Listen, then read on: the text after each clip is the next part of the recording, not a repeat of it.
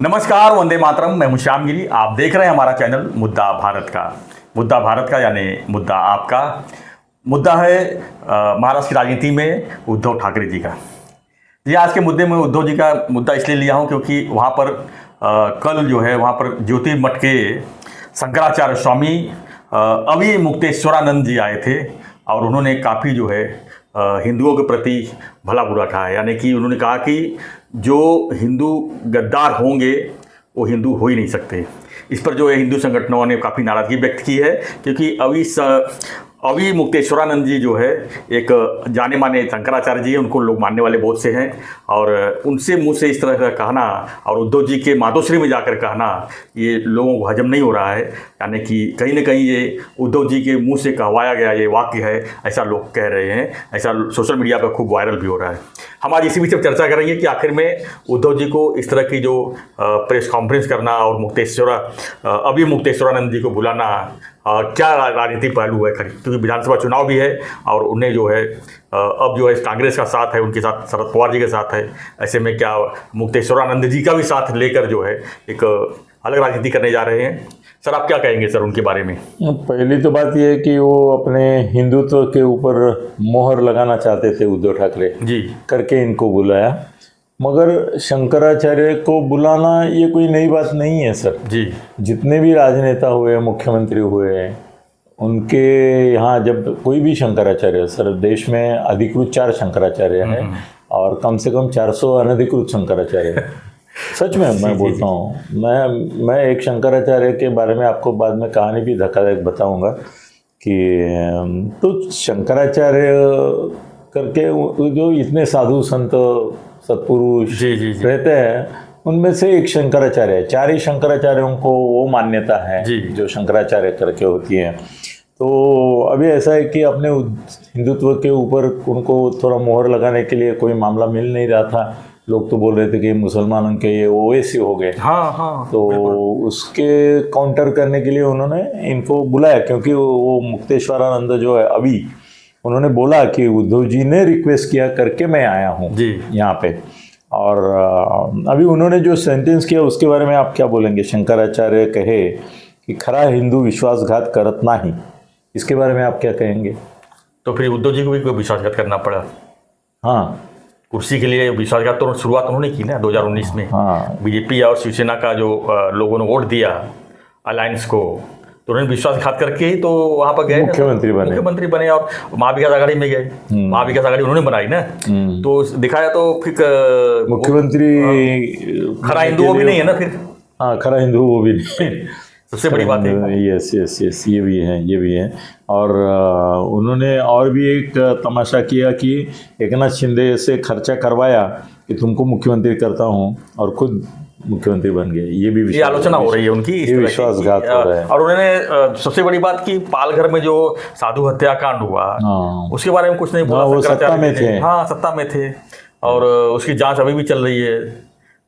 तो शंकराचार्य जी के मुंह से ये कहना मेरे ख्याल से हिंदुत्व के ऊपर बहुत बड़ा एक परिस्थिति निर्माण किया है उन्होंने, और ये चीज़ें सही नहीं है। मेरे ख्याल से उद्धव जी को नुकसान भी कर सकता है। क्या लगता है आपको?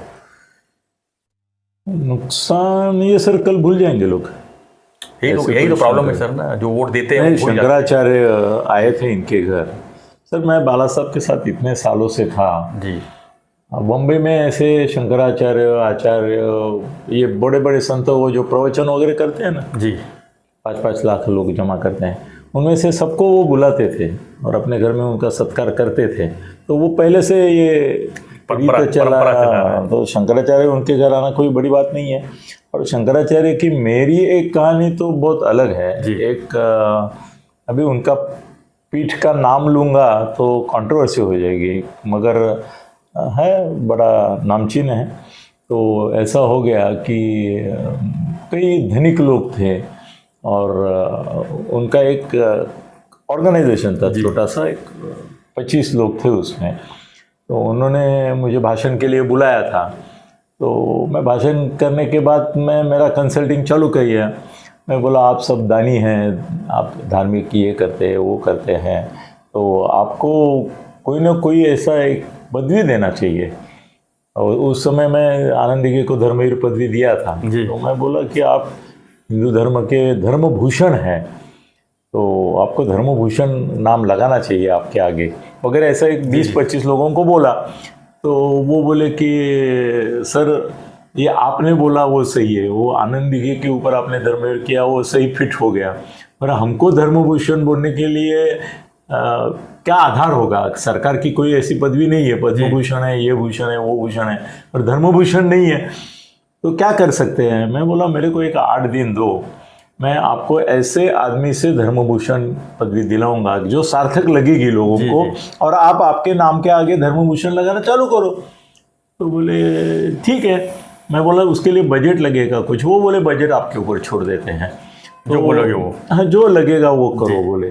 तो ऐसा हो गया कि वो एक पर्टिकुलर जो पीठ है शंकराचार्य का, तो उनका एक आदमी बम्बई आया हुआ था और उसका कुछ छोटा सा बारीक सा मुसीबत हो गया था कि वो साधु करके वो लोग समझे कि वो बच्चे उनको भगाने वाला वगैरह है वगैरह, मगर वो बच्चा चोरी करने वाला। हाँ, असली साधु था। और उसी समय बाय लक मैं गाड़ी लेके वहाँ पे खड़ा था, तो जब उसको आते हुए देखा था मैंने, और मुझे चेहरे से लगा कि ये अच्छा आदमी है। और तभी कुछ लोग ऐसे भाग के अरे पोर पड़ोनारा चोर चोर चोर चोर कर रहा था, और उसको कल्पना नहीं ये लोग कहाँ से आ रहे। किसी ने उठा दिया तो भाग के आए, 8-10 लोग आए और उसको मारने लगे। तो मैं देख रहा था कि आ रहा है वगैरह वगैरह, तो मैं गया उधर, मैं रोका, मेरे को देख के रुके लोग। मैं बोला क्या हो गया है? वो लोग चोरों की टोली आई है, बच्चों को भगा लिए। मैंने इसको भगाते हुए देखा आपने? इसको किसी बच्चे के साथ बात करते हुए देखा आपने? ये मैं देख रहा हूँ, मैं यहाँ पे आइसक्रीम खाने खड़ा हूँ, कब से वो आ रहा है और वो जपमाण है उसके हाथ में, वो करते करते आ रहा है, वो साधु है। हमारे समाज में साधु की इज्जत की जाती है, ये क्या आप कर रहे हैं? पालघर में तो ऐसे हुआ ना सर? हाँ, पालघर में वैसे बच्चा चोरी के आरोप में ही सब मारे गए। तो वो लोग क्या है, थोड़े मराठी थे, तो मेरे दबाव में तुरंत आ गए, बोले सर ठीक है तुम्हें बोलता, मैं साधु जी माफी भी मांगी थी। तो वो साधु थोड़े आगे आ गए, वो बोले आपने आज मुझे बचा लिया। मैं बोला नहीं, आप साधु हैं। देखो एक चोर था, वो भाग रहा था और एक जगह उसने साधु को देखा बैठा हुआ, तो उसने उसको बोला कि आपके कपड़े मुझे 5 मिनट के लिए उधार दे दो। तो साधु बोले हाँ ठीक है ले लो। तो वो साधु के कपड़े पहन के वहाँ पे बैठ गया। तो लोग भागते हुए आए, चोर का पाठलाग कर रहे थे। उन्होंने साधु को देखा और बोला कि महाराज इथून एक चोर आता पळत गेला, तो तुम्ही पाहिलात का आणि तो कुठे गेला? तर त्यांनी बोट दाखवलं तिकडे, और सब लोग भागते हुए चले गए। तो बोला मैं साधु नहीं हूँ, साधु का कपड़ा पहना हूँ, तो मेरे शब्द के ऊपर भरोसा करके ये लोग वहाँ भागते हुए गए जी। तो मैं अगर असली साधु बनूंगा तो मेरे में कितनी पुण्याई और कितना तपश्चर्या और कितना ये सामर्थ्य आएगा। तो उसने साधु को कपड़े दिए और बोला आज से मैं आपका शिष्य करके यही रहूंगा, मैं चोर हूँ। मेरे पीछे आए थे लोग, मगर साधु के शब्द के और कपड़े के ऊपर भरोसा करते हैं, तो मैं सच्चा साधु बनूंगा तो मुझे और ये हुआ। तो ये ऐसे है कि वो आदमी मुझे बोला, तो मैं बोला नहीं आप साधु का भेष है ना, मैं इसका आदर करता, भगवे का आदर करता हूँ। तो बोले आप पत्रकार हैं? हाँ। मैं बोले हमारे एक शंकराचार्य हैं, तो उनसे मैं आपको मिलवाऊंगा। मैं बोला आऊँगा कभी तो मिलूँगा, वो कर्नाटक में है। तो मैं बोला कर्नाटक में आता हूँ मैं, बेलगांव हुबड़ी वगैरह वहाँ पे मेरे रिलेशंस है, कभी आऊँगा तो बेंगलोर भी आता हूँ बहुत बार। तो बोले अभी तो वो बेंगलोर में है अभी कल, और मैं कल वापस जा रहा हूँ ट्रेन से। तो मैं बोला मैं ट्रेन से नहीं जाता, हम लोग साथ में जाएंगे चलो। मुझे क्यों मालूम नहीं, ऐसा लगा कि भाई शंकराचार्य को मैंने कभी मिला नहीं था, बाकी दुनिया भर के साधु सन्यासियों को मिला था, बाबा बुआ महाराज सब हो गए थे। तो मैं गया उधर उनके मठ में गया, तो ये साधु अच्छा था, ये था वगैरह सब थे, पर वहाँ देखा तो सब चोर बाजार चल रहा था। वो आशीर्वाद का पैसा दो, इसका पैसा दो, वो बाबा पूरा पैसा निकालने में ही लगा था, ये पूजा करो। और उसके 5-6 पुजारी लोग बाजू में खड़े थे, बोलते इसके साथ ये पूजा करो, इसके साथ ये पूजा करो। मैंने देखा है 5-10 मिनट, मैं बोला ये पैसे के पीछे पड़ा हुआ है। तो तुरंत मेरे ध्यान में आ गया कि वो धर्मभूषण अपने को देना था, इसके हाथ से दे देते ना। तो मैंने उनको बोला कि हमारी एक संस्था है और उस संस्था की तरफ से हम कुछ लोगों को धर्मभूषण ये किताब देना चाहते हैं आपके हाथ से। और तो बोले अभी बम्बई कहाँ आएंगे? मैं बोला फ्लाइट से बिजनेस क्लास से आपको लेके जाएंगे, 5 स्टार होटल में रखवाएंगे और आपको जितने लोगों को हम देंगे हर एक के पीछे 1-1 लाख देंगे, तो 25 लोग हैं हमारे, तो 25 लाख तो आपके पक्के हैं, वो मैं खुद देने की ये कर रखता हूँ। आप जैसे ही बम्बई उतरेंगे आपको 25 लाख देंगे, 5 स्टार में रखेंगे, समारोह होगा, समारोह भी तगड़ा होगा क्योंकि बड़े लोग हैं सब, और उनको आप धर्म भूषण दे दीजिए। तो बोले बहुत अच्छा, 50 क्या 100 लोगों को दे देंगे, 25 क्या 100 लोगों को दे देंगे। तुम एक काम करो ना, हर साल ये रखा करो वगैरह करके एकदम मेरे गले पड़ गया। फिर बाद में रात हो गई तो मैं बोला मैं अभी होटल में जाता हूँ। बोले नहीं नहीं रुको इधर। मैं बोला नहीं मैं थोड़ा रात को ड्रिंक लेता हूँ और बाद में खाना खाता हूँ। तो बोले उसकी क्या कमी है, बैठो मैं भी लेता हूँ आपके साथ। हमने दोनों ने ड्रिंक भी लिया गोमूत्र के बदले, खाया पिया, मजा किया, गप्पे मारे बहुत सारी दुनिया भर के, और कुछ और बातें उन्होंने कही, वो तो धक्कादायक थी। फिर मैंने फंक्शन किया मुंबई में, 25 लाख उनको दिए, 5 स्टार में रखा, धर्मभूषण दिया। सर वो धर्मभूषण की मेरी उनकी शंकराचार्य मेरे ख्याल से उसके बाद 5-6 साल तक जिंदा रहे, तब तक मैं उनको लाता था और 25 लोगों को धर्मभूषण देता था। तो ये शंकराचार्य का रूप भी मैंने देखा है जी। कल के जो शंकराचार्य थे उनके बारे में क्या कहेंगे? जो सर उनके बारे में मुझे कुछ मालूम नहीं है ना, तो मैं नहीं बोलूंगा। गद्दार जो है हिंदू हो ही नहीं सकते। नहीं देखो ये भारत का इतिहास है कि यहाँ पे सबसे ज्यादा गद्दार तो हिंदू ही निकले। हाँ वो तो पहले से है सर। भारत में मुगल आए कहाँ से, इंग्लिश ब्रिटिश आए कहाँ से, खून शक जो भी भारत में आए उस यहाँ के गद्दारों के साथ से ही आए, नहीं क्या? बिल्कुल 99% बाहर फॉरेन के लोग जो आए वो सिर्फ अपने स्वार्थ के लिए आए, अपने स्वार्थ के लिए गद्दारी। किसके लिए गद्दारी की वो छोड़ो जी। उन्होंने जो बोला ना कि वो हिंदू ही नहीं है, वो सच नहीं है, हिंदू ही गद्दार होते हैं। सर शिवाजी महाराज, छत्रपति महाराज, हम उनके नाम से रोमांचित हो जाते हैं। उनकी पूरी जिंदगी छत्रपति शिवाजी महाराज की अपने ही लोगों से लड़ने में गई। बिल्कुल बिल्कुल बिल्कुल सही कहा आपने। 40 लोगों से लड़ते रहे वो हिंदू, और 5 ही मुसलमान लोगों से लड़े। मतलब 5 शाही, वो आदिल शाही, अमुक शाही, तमुक शाही, वो मुगलों की शाही, वो 5 ही थे। 40 उनके ही, और उनमें 40 में से तो 35 मराठा। शाबाश, उनके साथ लड़े वो। उनकी जिंदगी ये लोगों ने हराम कर दी, इनकी जिंदगी बर्बाद की। शिवाजी महाराज ना उच्च कोटि के नेपोलियन वगैरह जैसे राष्ट्र नहीं, अंतरराष्ट्रीय ये हो सकते थे। ये 40 लोगों ने उनको बंधा के रखा। ये हिंदू नहीं थे।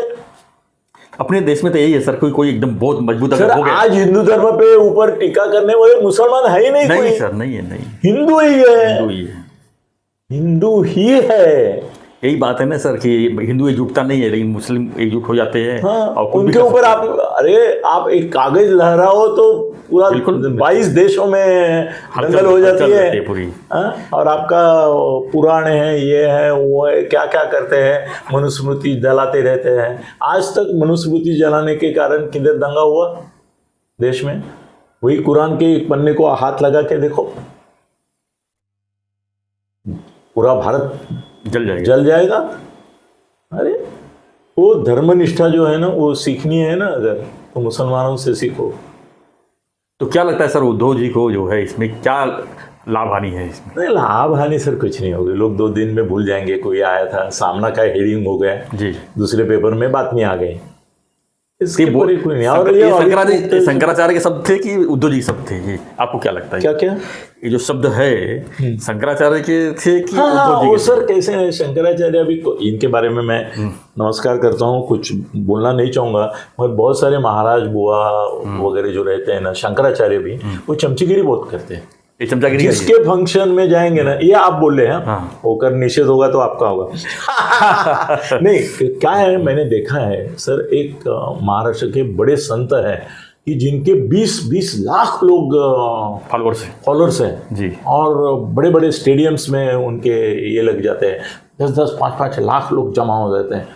सर उनके फंक्शन में मैं एक चीफ मिनिस्टर के साथ गया था, तो चीफ मिनिस्टर के साथ मैं तो बाजू में ही बैठता हूँ ना सीएम के, तो सीएम के बाजू में मैं बैठा था, उधर महाराज बैठे थे, बीच में सीएम थे हमारे। तो वो बोले कि मुझे एक नया आश्रम खोलना है, उसके लिए मुझे 50-100 एकड़ ज़मीन चाहिए। तो किसी दानी से दिलवा दीजिए या सरकारी किसी इसमें हो सकता है तो दीजिए। तो मुख्यमंत्री साहब बोले, ये शिंदे साहब नहीं है, उसके पहले गए नहीं तो बोलेंगे आप शिंदे साहब क्या क्या ये किस्सा नहीं। तो वो बोले ठीक है कोशिश करता हूँ, ऐसा कोई दूरबीन नहीं है, आपकी कोई शिक्षण संस्था वगैरह है क्या? तो बोले नहीं, हमारा ये एक ऐसा धार्मिक पीठ है। वो बोले नहीं, धर्म को नहीं दे सकते हम, शिक्षण को दे सकते हैं, किसी धर्म को हम सरकारी जमीन ऐसी तरह से नहीं दे सकते। तो बोले हमारी एक गौशाला है। हाँ बोले वो अच्छा है, फिर गौशाला को दे सकता हूँ मैं, तो गौशाला के नाम पे आप जो भी करना है आप कर सकते हैं वहाँ पे। तो बहुत खुश हो गए। बाद में वो भाषण के लिए जब खड़े रहे, महाराज जिनके 10 लाख फॉलोअर 20 लाख फॉलोअर है, और जो उनको तो सर वो परसों हमने देखा ना वो बाबा इसका कि उसकी गाड़ी गई, उसका धूल पकड़ने के लिए पीछे गए लोग जी, और तो उसमें मर गए। यूपी में ना, यूपी में हाथरस। हाँ हाथरस में। सर ऐसे ये अगर चलते हैं ना तो पीछे ऐसा करते हैं लोग, इतना लोग ये है उनके लालायित। उन्होंने सर 25 मिनट भाषण किया, 23 मिनट ये मुख्यमंत्री के बारे में क्या क्या बोले कि ये भगवान के अवतार है, हमारे महाराष्ट्र का ये भाग्य है कि ऐसे ये मिले मुख्यमंत्री, इसे लेकर कुछ भी बोले। तो सब होने के बाद बैठे थे, तो महाराज के साथ हम चाय पीने अंदर गए। मैं बोला महाराज आज कुछ ज़्यादा ही बोल गए आप, आपसे ज़्यादा तो आपने हमारे मुख्यमंत्री साहब को बड़ा बना दिया। बोले नहीं ऐसा नहीं, ऐसे दानी कहाँ मिलते हैं। हो गया सत्यानाश। सर मैंने कई बाबा बुआ महाराज लोगों को मालूम नहीं अनिल तत्व क्या क्या करता है। सर कई महाराज बुआ बाबा इन लोगों का भी मैंने काम किया है। अच्छा सर ये जो आप देखते हैं ना, आज अलग सब्जेक्ट निकला है, थोड़ा बताता हूँ। क्या होता है ना, आप प्रवचन में कीर्तन में नहीं, आप देखते होंगे कि बीच में वो भजन होता है ना, तब कुछ लोग खड़े हो जाते हैं और नाचने लगते हैं। फिर मांडो में 100 महिलाएं 200 लोग नाचने रहते हैं। सर नहीं, पहले 10 उनके रहते हैं। हाँ, पहले 10 उनके रहते हैं, वो योगासन वगैरह करके दिखाते हैं, वो भी उनके ही रहते हैं। जी जी। बाद में दुनिया वाले पागल हो जाते हैं, मास हिप्नोटिज्म में जाते हैं। फिर 100-200 महिलाएं जो कभी खड़ी भी नहीं होगी पब्लिक के सामने, वो उठ के नाचने लगती है। सर ये सब जो अरेंजमेंट होता है, सर बाबा लोग पैसा कितना लेता है? लाखों में सर, करोड़ों में। 5 दिन का सर 1 करोड़ लेता है, और फिर कमीशन भी रहता है, माल जो बिकेगा उसमें भी कमीशन है। सर बाबा एक बाबा है, अभी बाबा की बात निकली है, ये बाबा की वजह से अभी आपको बताता हूँ कि उनके ट्रस्ट में 6 या 8 गुजराती थे, और बाबा थे, उनकी बेटी थी, और एक उनका ये था, ऐसे थे। तो वो गुजराती लोगों ने क्या किया, वो ट्रस्ट हड़पने की कोशिश की, क्योंकि कम से कम 8-10 हज़ार का प्रॉपर्टी था। तो उसमें से 2000 तो न्यूयॉर्क में मेरी बेटी के घर के बाजू में 2000 का आश्रम है, 2000 करोड़ का, और उसका व्यवस्थापन मेरे ही दोस्त ने किया।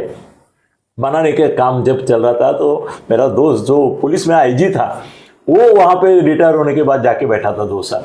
तो सर वो गुजराती लोगों ने ये किया, कब्जा करने की कोशिश की, और उनकी बेटी को ही हटा दिया, और जो एक रिलेटिव उसका हटा दिया ट्रस्ट से। तो वो बेटी रोने लगी जी, और किसी के थ्रू मेरे पास आ गई, तो बोली ऐसा ऐसा हुआ है वगैरह। तो वो गुजराती लोगों ने कब्जा किया है। तो मैं बोला एक आदमी है जो उनको भगा सकता है, हम जाते हैं उनके पास। तो मैं बाला साहब ठाकरे के पास उनको लेके गया। तो बाला साहब ठाकरे ने पूरी कहानी सुनी। बोले मुझे 1 दिन दो। मैं बोला ठीक है सर, 1 दिन। वो बोले कल शाम तक तुम्हारे पास रेसिग्नेशन आ जाएंगे, 7 गुजराती जो ट्रस्टी है उनके, और फिर ट्रस्ट तुम्हारे आदमी अपॉइंट करो, एक मेरा भी करो, और आप ताबे में ले लो। सर सच में दूसरे दिन 4 बजे सब साथ में आए, अपने रेसिग्नेशन रख दिए वो बेटी के सामने, और बोले हम निकल रहे हैं, हमको माफ़ करना, हमको मालूम नहीं था, बाला साहब का हमको मैसेज आया है कि आप सब छोड़ दो, हम छोड़ रहे हैं। तो मैं बोला बहुत अच्छा हो गया। फिर उसमें से एक ट्रस्टी थोड़ा परिचित था, थोड़ा, उसको मैं बोला क्या हो गया? बोले गुंडे घुस गए तलवार लेके हर के घर में। बोले कल तक मुंडी उड़ा देंगे, 4 बजे तक जाना चाहिए तुम्हारा रेसिग्नेशन। तो हम तो ये इसमें नहीं है, हम डर गए, हमने छोड़ दिया। ऐसा भी होता है? ऐसा भी होता है। नहीं, उसके आगे सुनो कहानी। फिर बाला साहब को मैंने धन्यवाद देने के लिए उसको लेके गए हम। तो बाला साहेब बोले किती 1000 करोडचा आश्रम तुमचा वाचला? तो बोले ऐसे एस्टिमेट करने जाओ तो पुरानी चीज़ें है, उसका भी भाव जो बढ़ता है वो हमने नहीं दिया हुआ है, पर फिर भी एक 4-5 हज़ार करोड़ का मामला है। तो बोले अभी इलेक्शन आ रहा है, 50 करोड़ भेज दो। कौन बोले? बाला साहब। एक 50 करोड़ भेज दो, इलेक्शन है। मगर वो ट्रस्ट भी सेटल हो गया, सब भी सेटल हो गया, बाला साहब को भी दक्षिणा मिल गई। ये ऐसा चलता है सर। हमारे यहाँ एक डोंगर है, हम जाते जाते दिखाऊंगा मैं तुमको। वहाँ पे एक जहाज बांधने वाले मेरे मित्र थे, बड़े बड़े जहाज बांधते थे। तो बोले मैं बाबा के पास वो डोंगर पे जा रहा हूँ, तो अभी रात उसका लोकेशन बताऊंगा तो दुनिया को पता चलेगा। घोड़बंदर रोड पे है। ज़्यादा नहीं बोलता हूँ, क्योंकि मैं अगर ये और जाके आगे बोलूँगा कि गायमुख के पास है तो बम हो जाएगी। बोल ही दिया। तो सर वो जहाज रानी मतलब ये जहाज बनाते थे, तो बोले जाना है चलो। और मैं सबका दोस्त हूँ और मेरे को कॉन्फिडेंस में लेते हैं, मेरा नसीब है। हम गए ऊपर, तो बाबा बैठे थे। बाबा मतलब वो बाबा महाराज नहीं थे, वो साधु थे। तो बैठे थे और आजू बाजू में एक 20 बॉडीगार्ड खड़े थे, बाउंसर, और काले ड्रेस में नहीं थे, उस समय अलग टाइप का ये रहता था। तो मैं बोला बाबा जी को भी प्रोटेक्शन है बहुत सारा। और एक ऐसे गुजराती समाज के ही ज़्यादा लोग थे और साहूकार जैसे दिख रहे थे वो।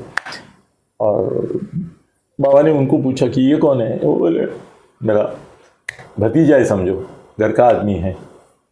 अच्छा, क्या करते हो? मैं बोला छोटा मोटा बिजनेस करता हूँ।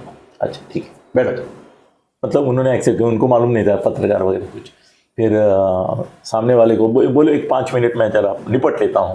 फिर सामने वाले को बोले कि तुमने 1 तारीख का वादा किया था, मैं जमानत रहता हूँ आपके लिए, अमानत। मैं खुद आपके लिए ये क्या बोलते, साक्षी नहीं रे। अपने कोर्ट में हम जब लोन लेते हैं तो अपने लिए एक आदमी रखते हैं ना, कोई जामीन। हाँ, जामीन बोलते, क्या बोलते हैं, हाँ वो जो है वो। तो बोले मैं जब शब्द देता हूँ तो उस दिन पैसा मिलना ही चाहिए, इनको पूछो मिल गया कि नहीं। तो बोले हाँ। बाबा ने 1 तारीख को शाम तक राह देखी आपकी, आप नहीं आए, उन्होंने 1 करोड़ मुझे दे दिए, ब्याज के साथ उतना ही होता था, आपने नहीं दी। वो बोले अभी कोई बात नहीं है, आप इधर ही रहो, हमारे आश्रम में ही रहो, घर वालों को मैसेज दे दो, जब तक 1 करोड़ आता नहीं है यहाँ पे आप यहीं रहेंगे, और 8 दिन में अगर नहीं आएगा तो सामने खाड़ी है, उसमें मिलेंगे आप। मतलब वसूली का ही काम करते हैं बाबा लोग। अरे साहूकारी का भी करते। वो हमारा जहाज रानी वाला था, वो जहाज वाला, वो उनके पास पैसा मांगने गया था। मैं बोला साला तेरा खाड़ी में देव मिलेगा एक दिन। वो बोला नहीं, मेरे पास उतनी ताकत है, मैं समय पर लौट आऊंगा। खैर अभी यहाँ पर विषय उद्धव जी का है। 90% बाबा साहूकारी करते हैं, 90% बाबा साहूकारी करते हैं। उनके पास अनाप शनाप पैसा आता है ना, आप लोग पूछते हैं ना कि अरे जाता कहाँ है इतना पैसा आता है, हजारों करोड़ के आश्रम होते हैं, ये होते हैं सर, हेलीकॉप्टर होते हैं इनके पास खुद के, क्या क्या नहीं होता, आप बिलीव नहीं करेंगे यार, जनान खाना भी होता है इनका। तो सर ये पैसे साहूकारी में जाते हैं। सर महाराष्ट्र, मुंबई में सबसे ज़्यादा साहूकारी अगर ज़्यादा कौन करता है तो बाबा बुआ महाराज करते हैं, बहुत करते हैं, बहुत कर, लाखों करोड़ों का करते हैं, या तो जामीन रहते हैं। मतलब किसी को पैसा अगर बकाया है, नहीं दे रहा है कोई, तो बाबा के पास चले जाए। पुलिस इंस्पेक्टर के पास जाते हैं आजकल, ज़्यादा नहीं जाते, पुलिस वाले नहीं लेते, बोलते हैं मेरे से पूछ ही दिया था क्या, मेरे से पूछ ही दिया था क्या उसको। नहीं मैंने तो देखा पुलिस वाले मध्यस्थता करते हैं, जबरदस्ती वो करते हैं, वो वसूली करते हैं, वो अलग करते हैं। वो अब वो भी उनको डर लगने लगा है, उनको बगुना दाखिल हो जाएगा करके। अच्छा, वो मालूम नहीं मुझे। मगर सर जब तक बॉम्बे में डांस बार थे ना, आप बिलीव करो, डांस बार में मैं खुला बोलता हूँ, मेरे दोस्तों के साथ हमेशा जाता था डांस बार पर। मैंने जितना लिखा है इतना किसी ने नहीं लिखा है सर। वो औरतें जो रहती है ना, वो अपने ऊपर पैसा ये करने के लिए, उधरने के लिए खुद कर्जा देती थी अपने ग्राहकों को। बिल्कुल बिल्कुल, लाख 2-2 लाख 5-5, मतलब वो, अरे क्या नाम है उसका, सामने अपना ये है ना टोल नाका, अभी जहाँ पे हम टोल देते हैं ना, वहाँ पे एक चेक नाका, वहाँ पे एक बार था। अच्छा, और मेरे ख्याल से किसी कॉर्पोरेटर का ही था। वो लड़की कम से कम मार्केट में 3-4 करोड़ घुमाई हुई थी, और जो आएगा उसको पैसा कम है तो उसको पैसा देती थी, वसूल भी करती, और उसके बाद दंडेल भी थे। वसूल करने के लिए। सर ये अलग दुनिया है। ठीक है। अरे आते हैं उद्धव, और मैं भूल जाता हूँ, मैं बार बार कह रहा हूँ अपना विषय उद्धव जी का है, उद्धव ठाकरे तो का सर है। कैसे ना, उद्धव भी ये बाबा बुआ के पीछे बहुत रहते हैं, वो भी तांत्रिक मांत्रिक का वो सर मेरे को अभी ना रोको, हाथ पकड़ो, मेरा मुंह पे हाथ रखो, नहीं तो मैं अगर तांत्रिक मांत्रिक और पॉलिटिशियन इसमें घुस गया तो 1 घंटे का वीडियो हो जाएगा, मगर करेंगे कभी। जी। सर जितने भी पॉलिटिशियन में उसमें एक 10% छोड़ के और शरद पवार छोड़ के, अच्छा, बड़ी बात है, सब तांत्रिक मांत्रिक लोगों के पीछे है। क्या क्या करते हैं, क्या क्या काटते हैं, रेड़े काटते हैं, बकरे काटते हैं, कोमड़ी काटते हैं सर, यहाँ तक के जादू टोना में एक दूसरे को मारने की भी कोशिश होती है। यह आरोप उद्धव ने भी किया था कि मुझे मारने की कोशिश होगी। सर हमारे एकनाथ जी शिंदे के ऊपर भी ये जादू हुआ था, पकड़े गए थे, और जिसने वो जादू किया बाद में वो मर गया क्योंकि उसके ऊपर जादू कर दिया किसी ने। जादू से भी कोई मरता है, तो पहली बार सुन रहा हूं मैं सर। अभी ये बात मैं सुनाऊं कि नहीं, मगर लास्ट में सुनाता हूँ, नाम लेके सुनाऊंगा। सर ये इसमें ये देखो अनिल थत्ते तो नाम लेके ही बोलेगा। एक दिन मुझे जयंत साळगावकर परम परम परम माने गुरु भी थे, सब कुछ थे, तो बाप भी थे। तो जयंत साळगावकर जी बोले कि कल रात मैं मरते मरते बच गया। मैं बोला क्या बात कर रहे हो? बोले चिपळूण में मेरे ऊपर किसी ने किसी के कहने से काला जादू कर दिया और मेरे को हार्ट अटैक के लक्षण आ गए। काला जादू से हार्ट अटैक होता है? तो अभी मैं जो बोल रहा हूँ बिना पूछे चुपचाप सुनने। ठीक है। हाँ, तो बोले मारे हार्ट अटैक के लक्षण आ गए, तो मैं तुरंत समझ गया कि ये हार्ट अटैक नहीं है, काला जादू, ये काला जादू है। तो मेरे को ये विद्या अवगत है कि जैसे वो महाभारत में दिखाते थे कि वो अस्त्र वापिस भी कर सकता है उसी आदमी के ऊपर, बुमरैंग कर सकता है, वैसा मैंने सोचा, ध्यान में गया और ज्ञात किया कि ये कौन कर रहा है मेरे खिलाफ। करणी बोलतात सर त्याला मराठीमध्ये आम्ही लोक करणी बोलतो। कोण करणी करतोय? तो मेरे सामने उसका चेहरा आ गया। तो मैंने पूरा मेरा ताकत लगा के वो करनी जो थी वो उल्टी कर दी और उसके ऊपर ढकेल दी, और उसी समय मुझे जैसे मैंने उसके ऊपर वो ढकेल दी, मुझे पता चला कि ये उसको किसने कहा है कि ये करनी जयंत साळगावकर के ऊपर करो। उसका नाम भी मेरे सामने आ गया। तो मैंने वो आदमी को सुबह 5 बजे फ़ोन किया, क्योंकि जानकारों में रहता है सर ये सब जानकारों में ही रहता है, और उसको बोला कि तुमने जिसको मेरे ऊपर करनी करने को बोला था उसने आधा किया था, मगर आधे में मैंने लौटा दिया है, अब तुरंत उसके घर जाओ, वो मर गया है। सही मर गया था। खैर ठीक है सर, ये अलग दुनिया है। जी। ये अलग दुनिया है, इसके ऊपर हम अलग चैनल चला सकते हैं, और मैं नाम लेके बोलूंगा। अंधश्रद्धा वाले भले मेरे पास आ जाएंगे तो मैं बोलूंगा कि इससे मिलो नहीं, वो अलग बात है सर। इसके ऊपर हम चैनल चलाएंगे ना, आप बिलीव नहीं करेंगे। यहाँ पे हम तरसते हैं सब्सक्राइबर के लिए, वहाँ सब्सक्राइबर और सब्सक्राइब हो जाएगा शो। चलो खैर, अभी तो चलो जी का मामला है सर, ये है अभी मुक्तेश्वरानंद जी का मामला था। हाँ, ये उद्धव ने एक नाटक किया है, बाकी कुछ नहीं, उससे कुछ फायदा नहीं होने वाला उसका, मगर वो इसमें विश्वास रखता है, ये ऐसी चीज़ों में जी विश्वास रखता है। और ठीक है, उसका समाधान हो रहा है तो होने दो। ऐसे साधु महात्मा ये बुआ बहुत है। आप सिंहस्थ में जाते हैं नासिक, तो हर एक फुट पे एक साधु और ये रहते हैं, क्या क्या प्रकार के चमत्कार करके, कोई ऐसा उल्टा लटक के रहता है, उस उल्टा। सर लास्ट सेंटेंस, अभी आप मेरे को मारेंगे सर। इंदिरा गांधी जो है वो देवराहा बाबा के पास जाती थी, और वो पेड़ पे बैठे रहते थे और अपना पाँव ऐसा कर रखते थे। इंदिरा गांधी खड़ी रहती थी, वो 2 मिनट उसको देखते रहते थे। शरण में आई हो, भक्तिभाव से आई हो कि ऐसे ही आई हो? नहीं बाबा, आपका आशीर्वाद चाहिए। ठीक है, और आगे आओ। जैसे ही वो पास पहुंचती थी, लात मार देते। तो वो बाबा इसके लिए प्रसिद्ध, लात वाले बाबा ही थे वो, मतलब आशीर्वाद था, आशीर्वाद लात। एक बाबा है अभी भी जिंदा, वो पीठ पे ऐसा करता है, इतना जोर से करते सारा मेरे को भी मारा था एक दो। बिल्कुल। मैं पागल जैसा मैं दूसरों को मार रहा देख रहा हूँ, फिर भी मैं बाबा के सामने गया, बाबा आए, बोले पत्रकार झप आए, तो डोजे भी जाना चाहिए वहाँ पे। सो तो इंदिरा गांधी भी वो ये करके लेती थी, क्या बोलूं अभी, तो देश के बड़े बड़े नेता भी था, वो मजा है सर, वो एक दुनिया अलग है। चलो ठीक है सर, ठीक है। उद्धव का कोई ऐसा इससे कोई फायदा नहीं होगा, ना हिंदुत्व का सिक्का उसका ज्यादा बिल्कुल गड़द होगा, लेकिन ठीक है, और सभी करते हैं सर। अभी लास्ट मिनट, अभी सिद्धिविनायक के सामने अजीत दादा जाके बैठे, उसके ऊपर दूसरे ने टीका की। अभी सिद्धिविनायक के सामने कौन नहीं जाके बैठता है जी भी?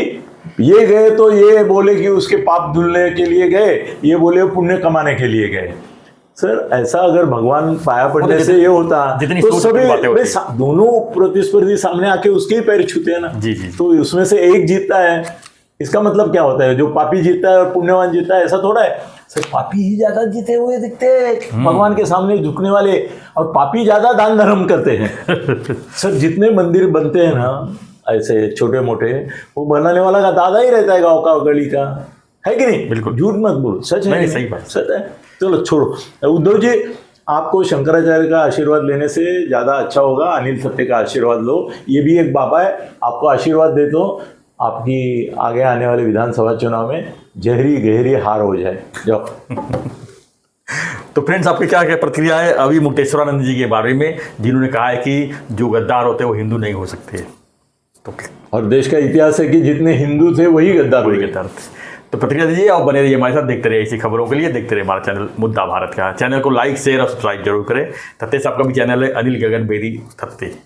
और इन्होंने अगर निकाला ना ऐसा एक चैनल, तो आपको ऐसी कथा सुनाएंगे, अरे यार नाम लेके सुनाएंगे, ऐसे आकाश में नहीं, फटफट रहे ठक ठक। चलो सर, तो धन्यवाद। जय महाराज, जय श्री राम।